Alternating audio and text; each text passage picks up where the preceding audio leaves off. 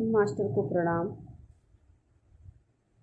बहुत लोगों के प्रश्न होते हैं कि क्या मैं आध्यात्मिकता ज्वाइन करूँगा, मतलब हार्टफुलनेस, तो क्या मैं अमीर बन जाऊँगा या मैं निरोगी बन जाऊँगा? मेरे जीवन में कभी क्या दुख नहीं आएंगे? तो आइए समझते हैं कि क्या आपके जीवन में आता है।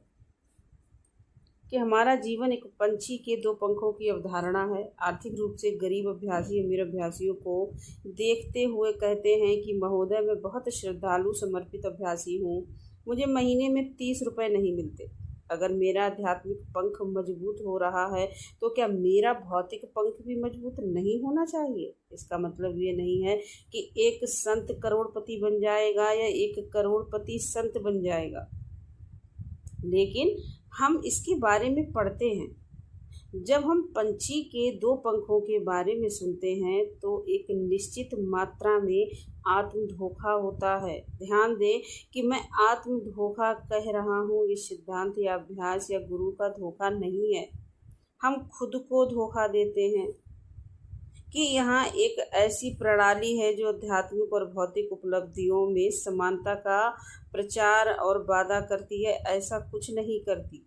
यह हमें केवल यह बताती है कि क्या करना है। ये कहती है कि अपने जीवन दोनों हिस्सों का ध्यान रखो, अपने जीवन के दोनों हिस्सों का ध्यान रखो, यानी कि आध्यात्मिक और भौतिक। अपने जीवन का आध्यात्मिक आधा और भौतिक आधा एक को दूसरे के लिए अनदेखा न करें। भौतिक जीवन के लिए आध्यात्मिकता को अनदेखा न करें, आध्यात्मिकता के लिए भौतिक जीवन को अनदेखा न करें। आप दोनों का ध्यान रखें। आप दोनों क्षेत्रों में वही प्राप्त करेंगे जो वह आपको देना चाहता है। अगर वह चाहता है कि आप संत बने और गरीब बने रहें तो आप ऐसे ही बने रहेंगे, लेकिन आपका ध्यान दोनों पक्षों पर होना चाहिए। गुरु ने कहीं नहीं कहा है कि आप दिन के 12 घंटे आध्यात्मिकता में और दिन के 12 घंटे भौतिकता में बिताएं। गुरु ने केवल इतना कहा है कि सुबह 1 घंटा, शाम को आधा घंटा, सोने से पहले 10 मिनट। तो यह 1 घंटा 40 मिनट यानी पूरे दिन के लिए कुल 100 मिनट हमारे जीवन के दोनों हिस्सों को संतुलित करने के मामले में हमें एक संतुलित स्थिति में रखने में सक्षम है। हम खुद को ये सोचकर धोखा देते हैं कि गुरु ने कहा है कि हमें भौतिक जीवन को भूलकर अपने पूरे जीवन को ध्यान में बिताना चाहिए।